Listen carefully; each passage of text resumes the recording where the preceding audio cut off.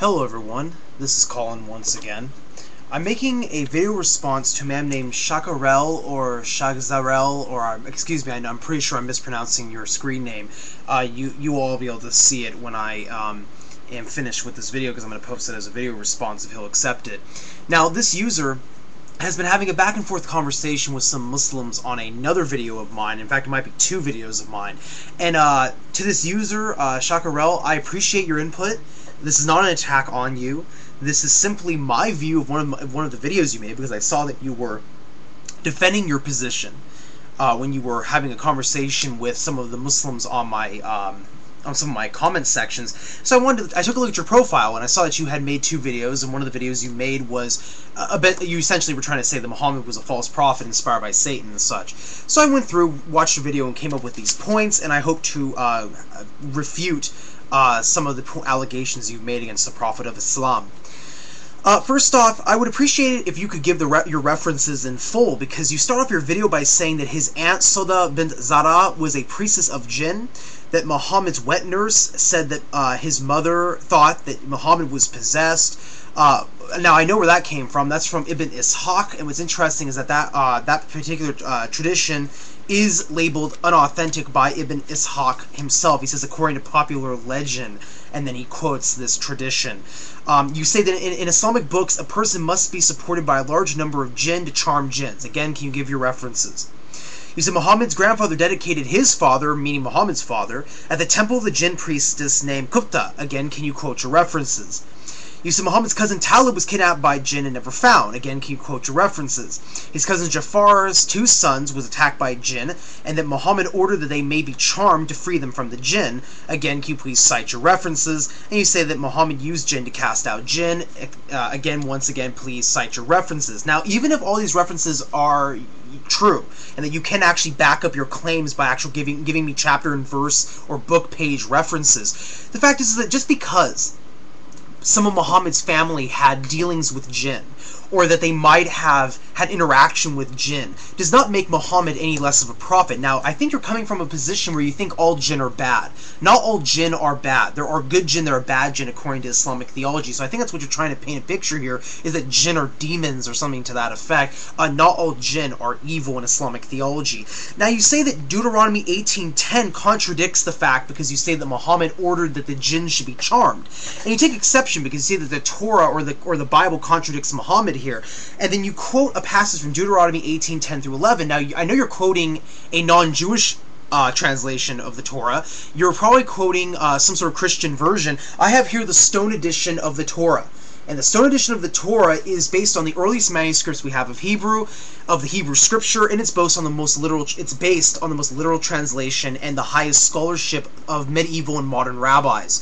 Now, you quoted it, and again, the English does not, the Christian versions do not give the Hebrew any justice. Let's read it. You quoted Deuteronomy 18:10 through 11. It says, There shall not be found among you one who causes his son or daughter to pass through the fire, one who practices divinations, an astrologer, one who reads omens, a sorcerer, or an animal charmer, one who inquires of Av or Yadone, or one who consults the dead.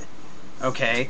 What does the Hebrew, in the actual Hebrew, say? Animal charmer. It has nothing to do with spirits. It's an animal charmer. Yet in most of the Christian Bibles, it just says charmer, especially in the King James Version, and it uses the words necromancer or wizard. This is actually not even used in the original Hebrew. This actually indicates that it's referring to an animal charmer in the context.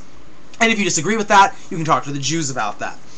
Now, you quote from the Life of Muhammad, page 106, and you say that Muhammad, after he received revelation, he started getting suicidal thoughts. Now, I love it when you guys quote Ibn Ishaq without actually understanding what Ibn Ishaq is. Now, first off, if you actually bothered to read it, now, see, my friend, if you actually own a copy of the Life of Muhammad translated by Guliam, and I actually have it here, the Sirat of Rasulullah, the Prophet Muhammad.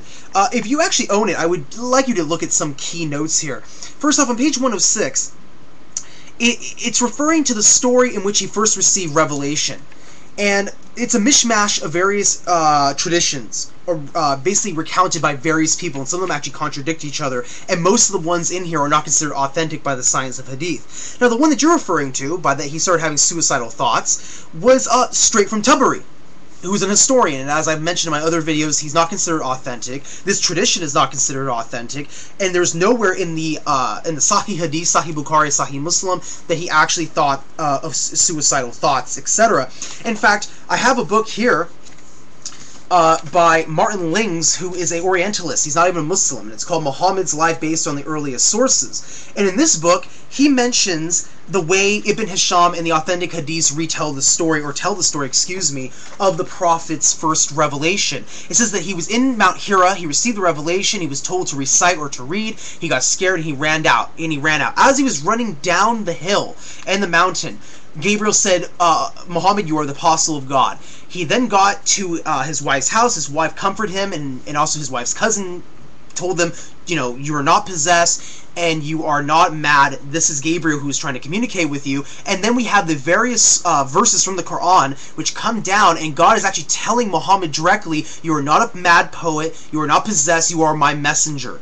Then he goes back up the mountain, not because he's suicidal, but because he goes up there to commune with Gabriel, because by the time he gets up to the mountain and he's talking to Gabriel, Gabriel then teaches him how to do wudu and how to pray the salah prayers, the 5 times a day prayers that Muslims pray. So this is according to the earliest sources. Alright, the most authentic earliest sources. There's no recount of him wanting to commit suicide. Also, if you're going to use Ibn Ishaq, don't cherry pick Ibn Ishaq then, if you're going to use it. If you think Ibn Ishaq is a reliable source, then use all of it. What would I tell you if, for example, there's a totally different story by Ibn Ishaq told on page 155? What would you say to that? Excuse me, 111, where it recounts the Prophet's first revelation, how he became a prophet. And in this version of the story, Ibn Ishaq recounts, according to authentic traditions, that he willingly accepted the fact that he was a prophet, and there was no mention of him contemplating suicide. So if you're going to use one source, at least be consistent with using your source. Don't cherry pick things that you know are unauthentic, and only things that back up your claim. Now, you say that he had a series of suicide attempts. Really? Show your proof. You say Gabriel cannot be from God because he says that man was created from a blood clot, but yet the Bible says in Genesis 2:7 that man was created from dust. I'm going to post in the description section all the verses that have to do with the creation of Adam. In the Quran, Adam is created from dust, just like he is in the Bible. This verse, referring to the blood clot, is of course part of the embryology stages that a baby goes through when it's in its mother's womb. And again, it's a miracle in the Quran. These stages were revealed in the Quran that have to do with the stages of embryology. This is not just saying that all men are created from a blood clot. In fact, there are verses that say that Adam was created from dust and dirt and things like this. So this actually does not contradict the Bible. You just don't mention all of the Quranic verses about the creation of another human being. You say from chapter 4, verse 156, it says that Christians made up the crucifixion. Wrong. Actually, it's referring to the Jews who said they killed Jesus, not the Christians. It's just saying that those who believe in his death have no certain knowledge, but it's not saying that Christians have, quote, made it up. You say that the angel's preaching a different gospel. Wrong. In Islamic theology, the gospel and the Quran are two separate books, revelations. The Quran is not considered a new gospel or additional gospel. Furthermore, you say that when a Hebrew speaker hears an Arab speaker saying Allah, that they are reminded of the Hebrew term Allah, and that means cursed, and therefore Muhammad is cursed. Wrong, because why is it that Arab Jews and Christians use the term Allah? And in fact, I'm going to post in the description section 2 links from BlueLetterBible.com. One shows the breakdown linguistically of the term God, Elohim, and shows that Allah is a root of, and is very similar and does mean the same thing as Elohim, and that the actual term for curse or cursed in Hebrew is not Ella, but Kalal. And I will post both those links in the description section. So you're wrong about that, my friend. I'm sorry.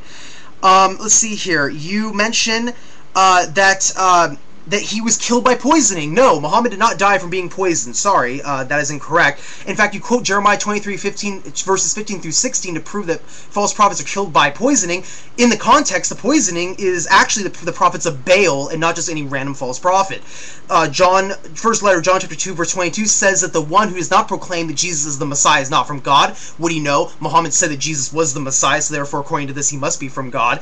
And then you mentioned that Isaiah 14:9 through 15, it's referring to the devil. Actually, look at the context. At the beginning of the verse, it says that Isaiah should give the parable of the king of Babylonia, and that it is not Satan. It is the king of Babylonia. This is a metaphor and a parable for the king of Babylonia. Look at the first couple verses of chapter 14 of Isaiah. Thank you everyone for watching. Peace be with you all.